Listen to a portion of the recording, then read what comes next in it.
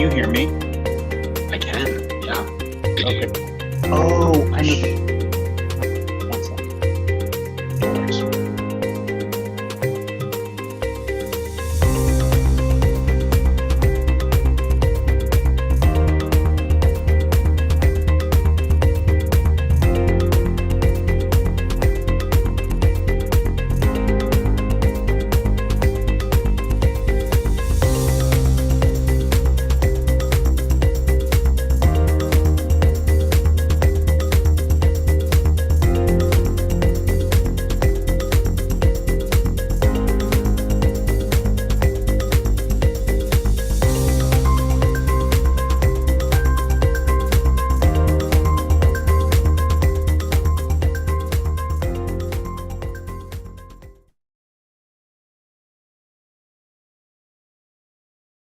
Hello, everyone. We'll just give it one more moment as folks begin to join us.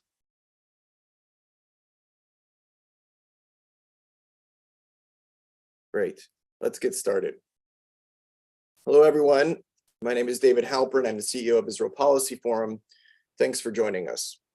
We are now 2.5 weeks from the horrific attacks on October 7th, and we have many questions still since that terrible day on when and how an Israeli ground invasion may begin in Gaza, the potential for escalations in Lebanon and in the West Bank, and of course the fate of the hostages, more than 220 of which being held in the Gaza Strip by Hamas.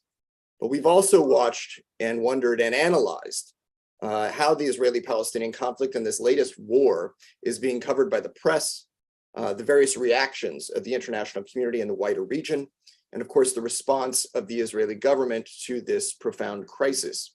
And I can't think of anyone better for us to unpack all of these things, the state of the war, the state of the regional and international reaction, than Ksenia Svetlova, who is no stranger to webinars with Israel Policy Forum and has appeared many times on our podcast.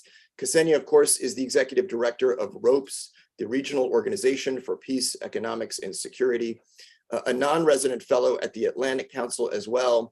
And of course, most notably, she has worked as a journalist throughout the Arab world and traveled throughout the region as a journalist. She's also participated in the Knesset as a member of Knesset inside Israel. So unique perspectives, both as a regional expert, as someone who has covered this conflict, and as someone who is familiar with the workings of the Knesset and can help us unpack all that is taking place in these fateful days. And I want to welcome you, Ksenia, to joining us. I know we have about 40 minutes for today's conversation, and I want to remind everyone to please send in your questions. We'll try to take as many as we possibly can throughout the time that we are together. So please use the Q&A function to chat your question, to send it our way. Ksenia, thanks so much for joining us. Thank you, David.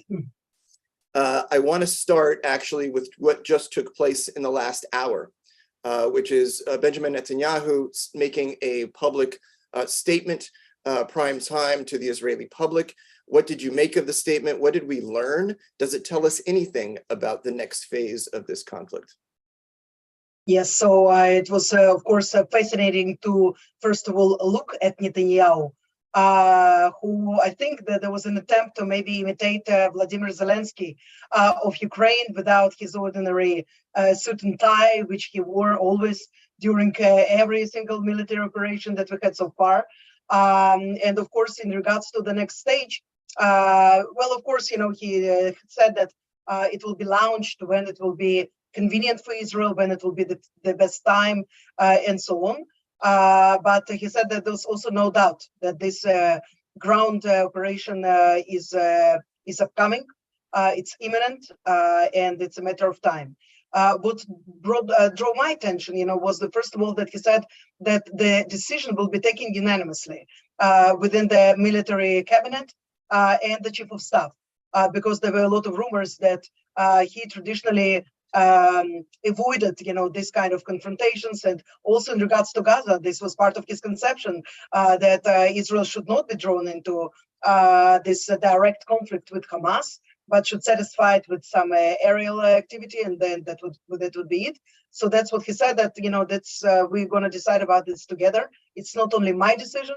So basically, to take off this load of responsibility in regards to responsibility, and this is what so many Israelis were craving to hear from him, whether he is taking responsibility, assuming responsibility, just like the heads of the military intelligence, the Shin Bet, the IDF, and everybody else basically around him. So what he said is very ambiguous, because in Hebrew, direct translation was everybody would need to answer questions. And certainly also I will answer questions. This is different from what is being disseminated right now, as everybody will be responsible or something like this, So he did not say this word responsible. He said, we will need to answer questions. Also, I will answer questions. This is very different from say, listen, I am responsible. I led this country for so many years and I'm assuming responsibility. So this was definitely not another thing. And the last thing that I think it was interesting, that he said that I always said that Hamas was ISIS. I said it in 2014, and indeed there was this statement that he made in 2014, and there was also some reaction from the White House at the time that basically distanced itself, from this kind of statement. But then again, you have to ask the question: if you thought that Hamas was as dangerous as ISIS, so why didn't you act on it? Why no measures were taken until October 7th and the Black Sabbath that we all bleed ever since? And how much of this delay or the development of the strategy is a result of the consultations with the Americans? We've had reports of the Americans holding back the Israelis, or the reports of Americans wanting to fortify their own military bases in the wider region. How much of an influence do you think the United States is having in all these calculations? Well, I think it's clear that after so many phone calls with President Biden, his extraordinary visits of Secretary Austin, Secretary Blinken here, we feel very loved, but I feel that there is also, more than love, there is also another sentiment that the Americans are a little bit cautious about what is happening here, and they're cautious, that they're worried about the process of decision making, and given the spectacular failure of the strategy that was that was wedged so far in all of the security agencies. I think that there might be a reason for that. So I think that there is not the only calculation, of course, because what's on stake is, of course, life of Israeli hostages, and if there is an opportunity to release them now through some kind of deal with Qatar and so on, I think that Israel is owed to its citizens because it did not protect them. It's not, we're not talking about soldiers. Soldiers, it's another story, not less painful, of course, but we all understand that it will be dealt differently. There will be different demands. But as for children, as for babies, old women, and so on, Israel had the responsibility to defend them. It was unable to do so. So for now, I believe that many Israelis share the view that I will express now. Whatever price right now will be, asked from Israel, whether it's fuel, whether it's something else. I mean, if fuel was, streaming into Gaza until the last couple of weeks, so now we will not give some more fuel in return to the precious lives of even one person that we can get from there. Yes, of course we ought to do it. So, but for now, needs to, for diplomacy and negotiations. Of course, we understand that Qatar is trying to steal time for Hamas, and then it means that the battle inside Gaza will be so much more difficult. But again, there are no good options in this. There are no good scenarios. Unfortunately, it's very painful to realize this, but there are just no good ones here. I know, Ksenia, in your time as a journalist, you spent a lot of time covering Lebanon and Hezbollah, and there's been some reports that, it seems that Hezbollah is being held back by Iran been reluctant to join the fight, where another school of thought might say that if Hezbollah doesn't join, or if Iran doesn't enable Hezbollah to join, they will essentially be leaving Hamas, out to dry, sending a message to its other proxies that they don't have, Iran doesn't have its back. I'm curious, how do you analyze the Hezbollah's reaction thus far and the Iranian calculations vis-a-vis Hezbollah on whether to enter into this fight? Well, I feel that they for now they keep this neutrality. They try to signal to Hamas that you are not alone. So you hear, there are of course shelling of the Israeli north, and we already paid the price in the north. So they did not officially join the battle yet, but our north is evacuated. So 28 Israeli towns are empty now of citizens. Yes, so we are talking about many more thousands of displaced Israelis that are right now living in the hotels or living with their relatives or living already in schools because there are not enough hotel rooms for all of them. And I feel that there is certainly a very powerful message that was sent to Hezbollah by President Biden, who basically shipped, the aircraft carriers and signaled in every possible way that don't do it. And, besides that, I can tell you personally, from what I know, about Lebanon, Hezbollah still did not compensate all of the residents in South Lebanon for the damage that was caused by the war that, of course, was prompted by them in 2006. So you still have broken houses, you still have, places where people cannot live. And given the catastrophic situation in Lebanon today, we understand that this this country will go back to the Stone Age. This is what will happen. And every Lebanese knows it, also supporters of Hezbollah. So you do hear criticism of Hezbollah, you see it online. There is not much these people actually can do. But there are pressures from different directions. And there is a good question whether Iran would want to waste all of its proxies, all of its allies at the same time, or leave something for the future. For the time, for example, when they will become a threshold country, or they will present their bombs to the world, because this might be the calculation as well. Yeah, so I'm jumping through a lot of issues here, but you have expertise across a wide range, and so I want to set the table for the questions to come. I just have to tell you, David, about Gaza. I did work in Gaza as well until end of 2006. After the kidnap of Gilad Shalit, it was no longer possible for Israeli journalists to work there. But I know personally many people who live there. And I think that, for now, people like me who also engage in peace activity, they feel this double pain because I do know people who object Hamas, who protested against Hamas, and who now will suffer just like everybody else. And this is painful and it hurts a lot. Yeah, no, it's important, for you to know that. I want to, wearing your other, professional hat as an analyst of the wider region, I want to get your thoughts on the reactions that we have seen from the Arab world, from the Abraham Accord countries, from Jordan and Egypt and elsewhere. Clearly this has ignited the Arab street, akin to the days before the Abraham Accords and before the days of discussion of regional normalization. What do you make of this rediscovering of the Palestinian cause of the Arab street? What does it mean for the future, if anything, in terms of regional normalization? Well, David, we all listened to the leaders of these countries very carefully for the last 3 years. And they said repeatedly, you have to take care of the Palestinian issue, because otherwise it will be very difficult for us to continue to, develop our relations and so on.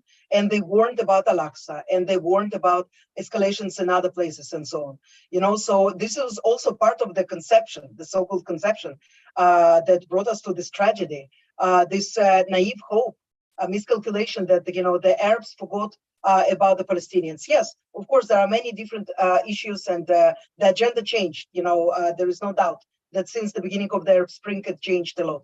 But every time something major happens with the Palestinians, and of course, when Al-Aqsa has to do something to it, and this Hamas calls its military operation Typhoon Al-Aqsa, yes, so the flood of Al-Aqsa. They know why they do it, because Al-Aqsa is, of course, in the heart of, every Muslim, and then they try to, by force, to connect the dots and they do it quite successfully, actually. So I think that it was expected, because we saw that every single time in 2021, for example, yes, during the previous, military operation in Gaza, and in every single junction where something happened, with specifically with Al-Aqsa, but also, Gaza in 2021, we saw rallies, we saw demonstrations. There was no reason to assume that, something will change in this regard.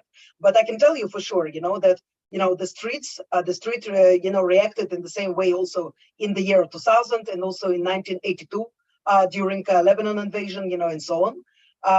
What is clear today that the Arab moderate countries, the countries of the Abraham Accords, and of course Egypt and Jordan, they understand very well the danger of letting Hamas has its kind of more moral supremacy, getting back to the everyday discussion in the Arab world, looking like a hero. This is something that they believe that is extremely dangerous, and you hear voices, powerful voices. Today it was the Emirati Minister of Regional Integration who said by these very words, what Hamas did, it was barbaric, it was obnoxious, it was horrific, and she denounced it in very strong words. We heard it already from Prince Turki Al Faisal, the ex-ambassador to the US of Saudi Arabia, and endless number of pundits, experts, ex-generals, journalists, and so on, who grilled, for example, Khaled Mashal in his interview with Al Arabiya. Khaled Mashal is one of the leaders of Hamas. And you see that this bloc is united and consolidated. They are afraid. They do not want, for this ground operation to start, but at the same time, they would love that Israel will, eradicate Hamas's rule in Gaza Strip, because Muslim Brotherhood is an enemy. Muslim Brotherhood is political Islam. Hamas is a part of Muslim Brotherhood. This is how it's perceived, and these countries sure feel the heat and the danger, and they of course connected to Iranian activities. Iran, they actually call it the al-Mihwar al-Irani, the Iranian kind of circle, so it's Iran, Hamas, Hezbollah, and Qatar, all together are complicit in what is happening today. This is not me, this is the Arab, analysts, the Arab critics, and the Arab leaders. That's what I'm saying today. Yeah, and it's notable that Biden had this call just yesterday, I think, with MBS, and where regional normalization was actually still put on the table as part of the future solution.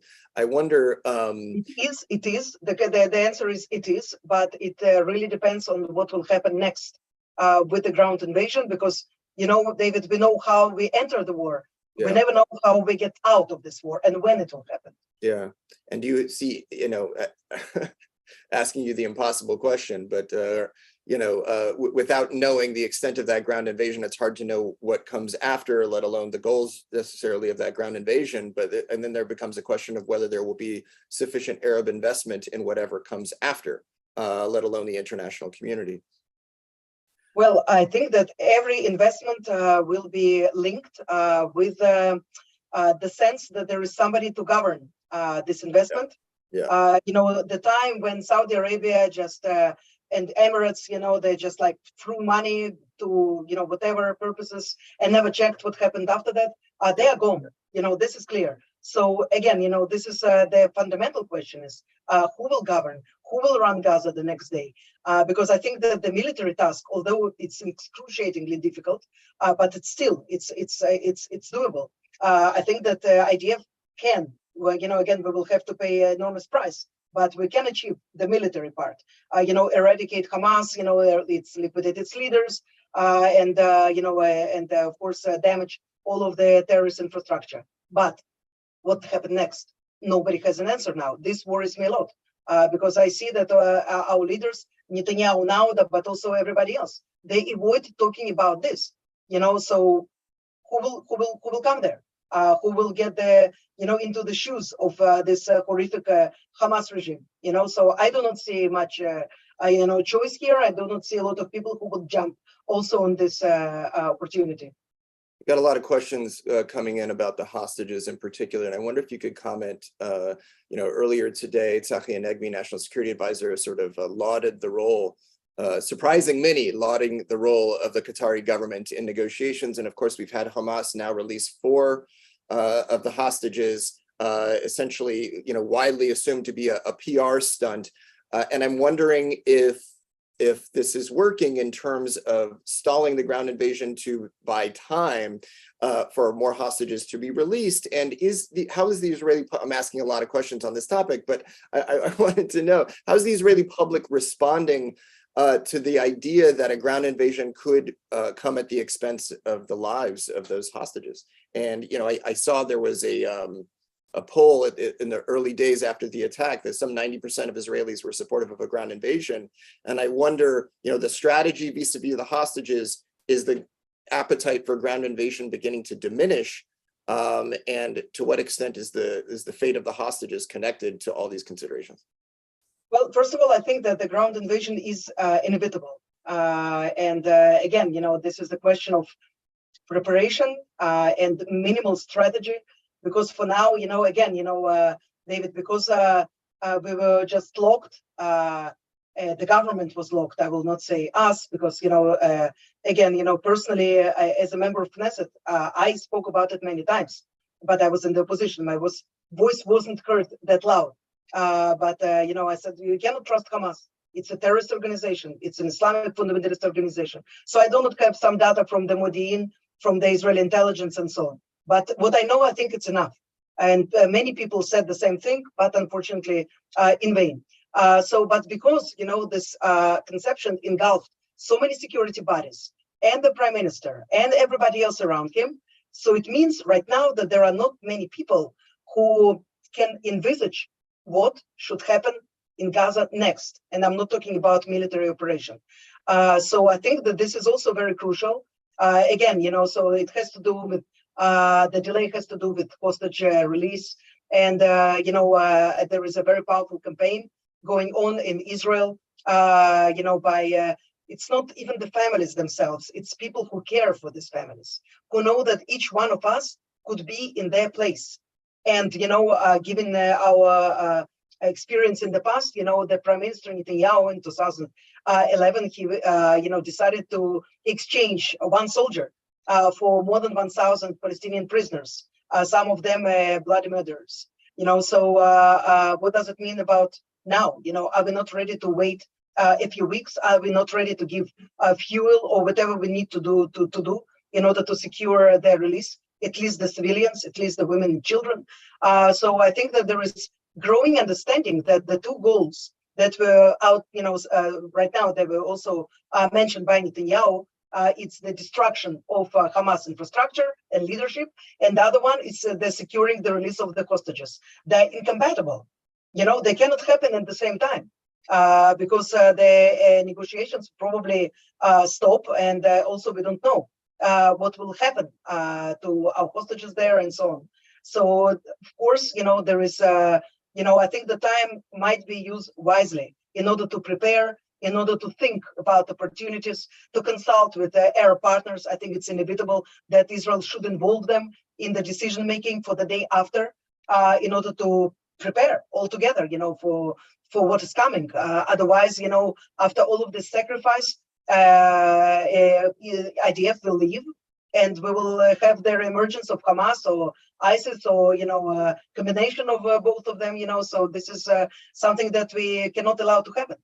So it's it's complicated mix of interests that unfortunately you have the counter interest, securing the hostages. It means that we for now have to wait with the beginning of the ground operation. I think it's actually for the best, because these decisions need to be made with a more cooler head. In the first days after the Black Sabbath, it's for us it felt probably like 9/11 felt, for the Americans.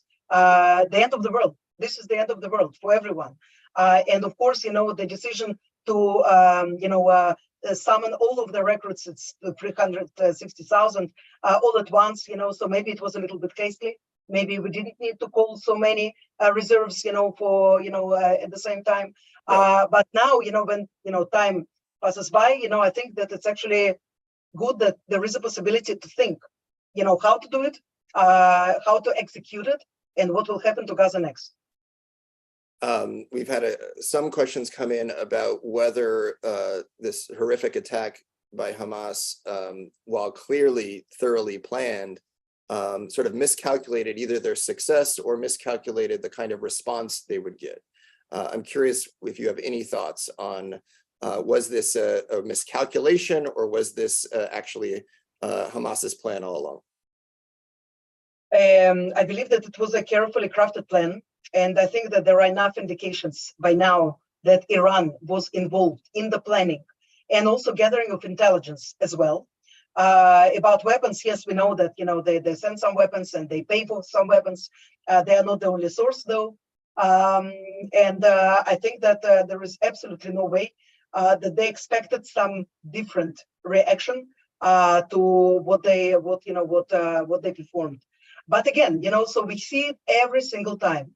Hamas kidnap, the free boys in the West Bank, killed them in 2014, and they do not connect between that and between the shelling of Gaza and the shelling of terrorist infrastructure there.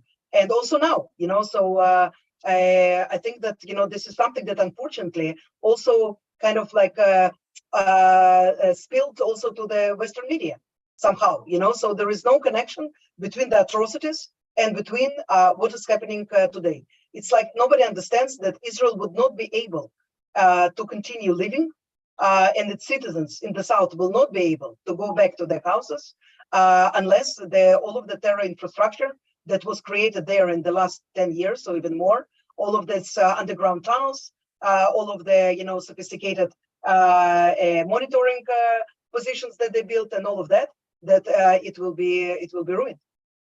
So yeah.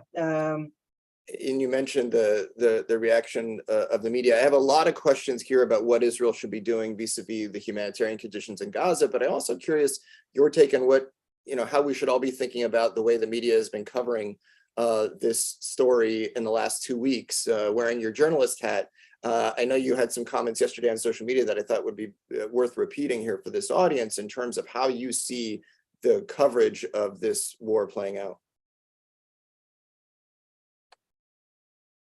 Yes, well, I think that what is happening, it's horrific because when you see that the big, actually the largest news agencies such as AP, big channels such as BBC and others refrain from calling Hamas a terror organization, even now after these atrocities that they performed in the south, and of course it was not the first time that they performed this atrocity. This is the neglect of the journalism profession, because there is a clear the definition of what is a terrorist organization, who is a terrorist, and what is an act of terror. In this regard, it's crystal clear.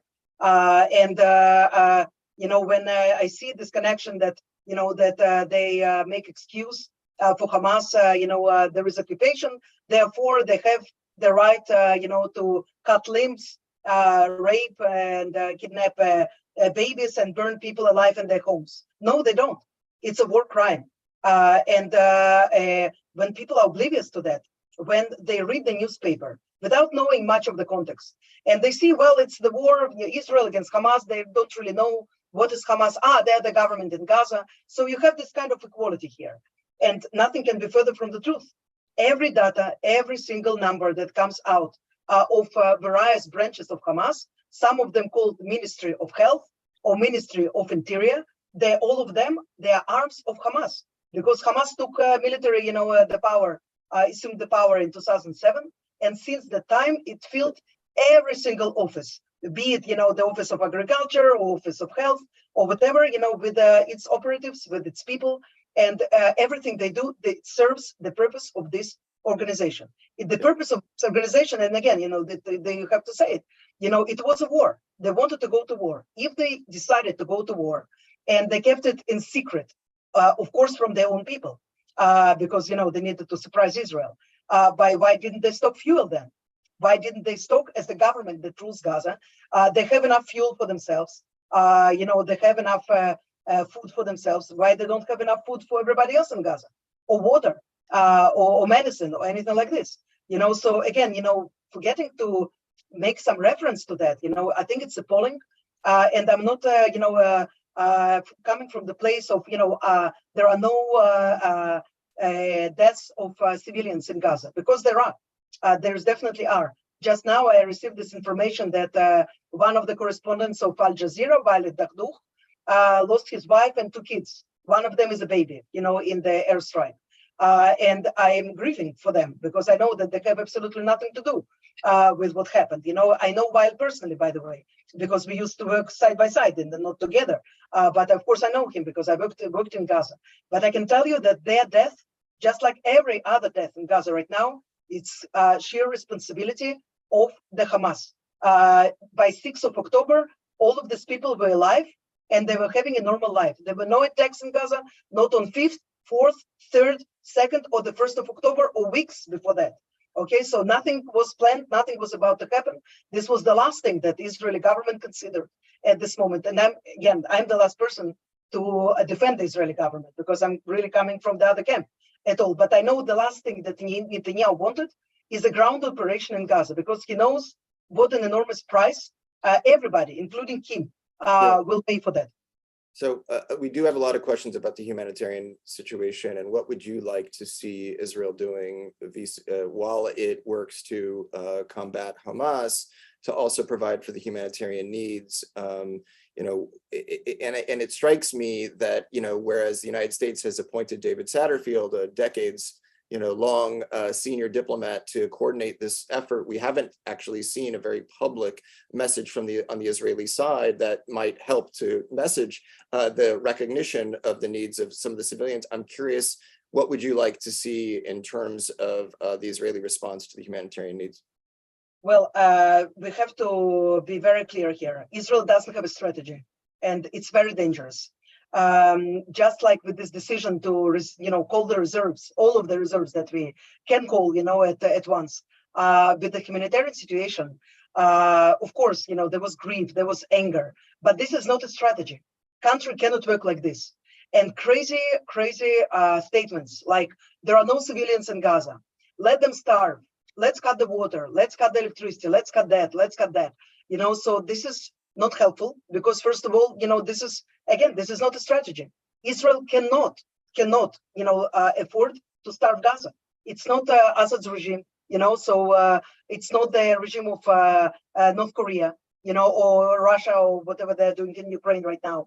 So Israel has a moral responsibility to safeguard the life of civilians in Gaza Strip, even if they are not particularly fond of our country, and even if they say appalling things about this massacre and so on. So again, I see how, Israel decided to cut the electricity, and then we backed on our own decision and said, yes, okay, we will return the electricity to the south of Gaza. We will cut the water. No, we will now, release the water. This is the most problematic and defaulted policy that you can ever think of. So first of all, refrain from the statements. Refrain from this kind of promises that you cannot live on, and you should not also do this as well. I personally think that Israel should be saying from the very beginning, because there will be the next day. There will be the day after. Israel will still need to talk to Gazans. And if you just color them in the one color, all of you Hamas and ISIS, you will have nobody to speak with. Israel should be saying from day one, we are here to fight Hamas. Hamas is the enemy. We have to safeguard the civilian population. And if we need to just, bring you the humanitarian aid from helicopters to just land it on the ground, that's what we will do. Because we cannot afford, babies to starve and for people to have not have access for drinking water, while all the time stressing this point that Hamas had a chance to turn Gaza into a decent place. Listen, I was there. I was there in 2005 after the disengagement. The few months between the disengagement and between the Hamas victory in the parliamentary elections, which happened by end of January 2006, they were months of hope. There were investors from Emirates, from Qatar, coming to Gaza, looking at the plans, thinking of building their condos and hotels and university and whatnot. This was a real deal. And it ended when Hamas took it to power first. And then, of course, the economic sanctions started when it kidnapped Gilad Shalit, and then, of course, assumed the military power there. But they could have everything. They could have water, they could have a decent life for their people, they could have jobs in Israel, like happened right now, and also inside Gaza. This murderous regime decided to opt for war, for terror, and for miserable life for its own citizens. And actually, I think that's very important to hear about this.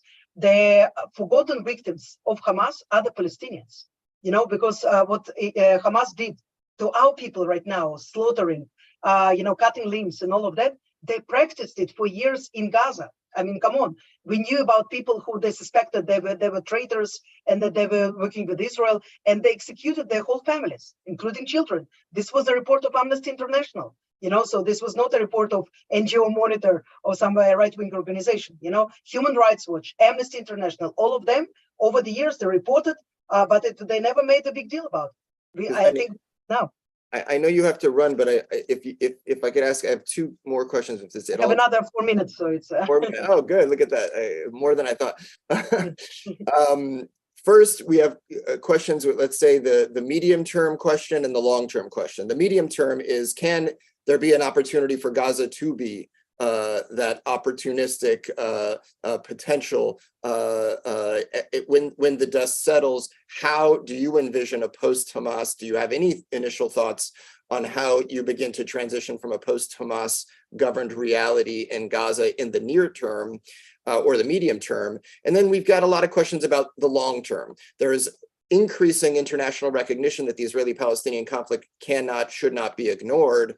And yet, of course, like in every rounds after violence, you have hardening of attitudes on both sides, Israelis and Palestinians. And how do you square the circle between, on the one hand, increasing desire for international engagement for diplomacy, and on the other, of course, Israelis and Palestinians recovering from the trauma of yet another round of violence? Is this an opportunity for advancing diplomacy, or are we destined for a long and bumpy road ahead? I'm curious your thoughts on both of those questions. I think that these questions are interconnected because when you think about the next day, and again, you never know, when the next day will come. Because I hear this unrealistic prognosis of 3 months, 4 months. This is not serious. This is not something that is connected to the very complicated reality that exists in Gaza today.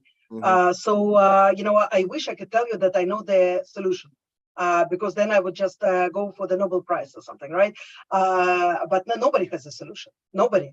10 years ago, you could still say, well, we can bring the Palestinian autonomy. Palestinian autonomy was weakened intentionally by Netanyahu to the degree, also, they are also responsible for part of their own problems, of course, with this kleptocratic, gerontocratic authority that was established there, eventually. But in the end of the day, 10 years ago, you still could envisage this. You cannot really envisage this today. But I can tell you one thing: whoever will be willing, and then again, I don't know who. I don't have the names for you because I'm, very much afraid that nobody will be willing to do this. But if we will find someone, brave enough to do this, it will have to come in one package with a solution for the West Bank. This is, crystal clear. Nobody will, come to Gaza after, it was destroyed fully by Israel, and will say, okay, listen, we're ready to do your dirty job and to, run the life of these miserable people here in this strip. Only if Israel will be serious enough about stopping settlement construction, resuming the negotiations, revising, the agreements such as Paris agreements and so on, transferring some C territories into B territories, and eventually, talking seriously about some solution. Again, this is something that will not happen tomorrow or next year and so on. But I'm looking again at the long term. It's very much connected to the short term. I'm sure that the current government that we have is incapable in any situation. It's incapable of this kind of brave decisions and so on. And the optimistic thing that I can tell you is that yes, you do have the harshening of the positions, absolutely. On the Israeli side, I see it, and of course also on the Palestinians, I feel it.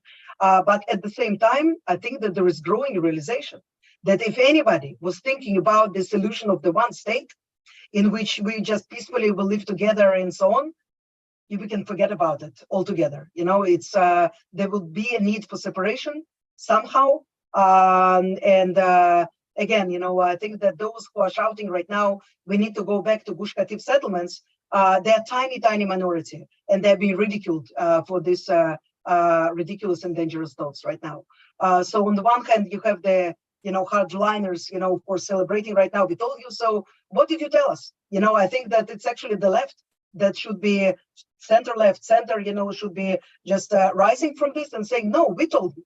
We told you that you cannot, divide and rule the Palestinians, that it's not a good idea, that we cannot make deals with Hamas, that we have to strengthen the moderates and we have to fight the extremists.